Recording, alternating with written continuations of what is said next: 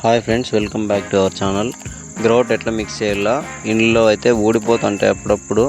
కొన్ని ఇండ్లలో అప్పుడు మిక్స్ చేసుకోవడం తెలియక మనుషుల్ని బట్టి చేపించుకుంటుంటారు. అట్లాంటప్పుడు తెలియని వాళ్ళ కోసమే ఈ వీడియో. ముందుగా నీళ్లు పోసుకొని మనం ఒక పాత్రలో నీళ్లు పోసుకొని తర్వాత గ్రౌట్ వేసుకోవాలా. వైట్ కలర్ తీసుకోండి ఫ్రెండ్స్. మీరైతే వైట్ కలర్ తీసుకుంటే దానికి ఆక్సైడ్ అనేది మిక్స్ చేసుకొని కొద్దిగా ఆక్సైడ్ వేసుకోవాలి. ఒకేసారి ఆక్సైడ్ అనేది ఎక్కువ వేసినారంటే మనకు కలర్ అనేది ఎక్కువ అయిపోతుంది. కొద్దిగా వేసుకుంటూ ఇట్లా మిక్సింగ్ అనేది బాగా మిక్స్ అయ్యేంత వరకు కలుపుకోవాలా. తర్వాత ఇక్కడ చూడండి, స్టోన్ టైల్స్ వచ్చేసి మనకు న్యాచురల్ స్టోన్ కాదు, ఇది సిరామిక్ స్టోన్ టైల్స్ అనమాట. మనం చేయి పెట్టినామంటే రఫ్గా తగులుతాయి కదా, అలాంటి టైల్స్ అనమాట ఇవి. దానికి ఎట్లా పెట్టాలంటే కార్నర్కి ఎడ్జ్ బీడింగ్ పెట్టినాను నేను, ప్లాస్టిక్.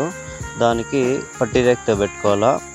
ఎందుకంటే దీనికి వచ్చేసి ఈ టైల్స్ వచ్చి అప్ అండ్ డౌన్లు ఉంటాయన్నమాట. ఇట్లా ఫీల్ మన చేయి పెట్టినామంటే రఫ్గా తగులుతూ ఉంటుంది. కాబట్టి కార్నర్స్కి మాత్రం పట్టీ రేక్తో పెట్టుకోవాలా.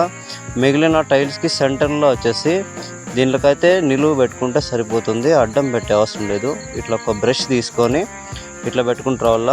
ఎందుకు బ్రష్తో పెట్టుకుంటారు, దీన్ని వచ్చి మామూలుగా పట్టీ రేక్తో కానీ ఇట్లా పెట్టచ్చు కదా అనుకోవచ్చు. దీనికి ఊరికే మనము ఏదైనా చిన్న గిర్లు ఉంటే సెంటర్లో అది కవర్ అయిపోతే చాలు.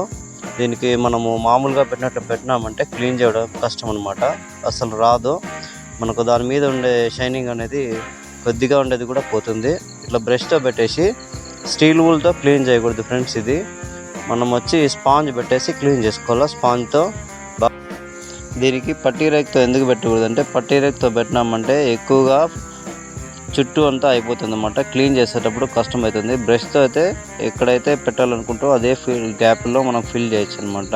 వీడియోలు నచ్చినట్లయితే లైక్ కొట్టండి. Thank you friends.